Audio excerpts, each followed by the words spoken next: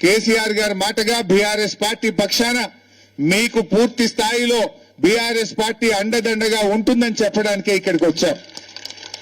రేపు లీగల్ గా ఎందుకంటున్నా అంటే ఇప్పటి వరకు ఈ మూసీ ప్రాజెక్టుకు డిపిఆర్ఏ రెడీ లేదు. There is no DPR as on today. There is no maximum flood level. ఇప్పటి వరకు ఎంఎఫ్ఎల్ ఫిక్స్ కాలేదు.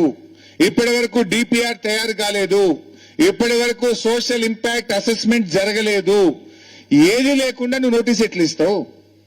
డిపిఆర్ లేదు, మాక్సిమం ఫ్లడ్ లెవెల్ డిసైడ్ కాలేదు, సోషల్ ఇంపాక్ట్ అసెస్మెంట్ జరగలేదు, ఎన్విరాన్మెంట్ క్లియరెన్స్ తీసుకురాలేదు.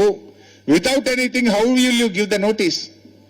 మనం రేపు లీగల్ గా పోరాడదాం, న్యాయపరంగా మీకు అండగా ఉంటాం, క్షేత్రస్థాయిలో మీ పోరాటానికి అండగా ఉంటాం.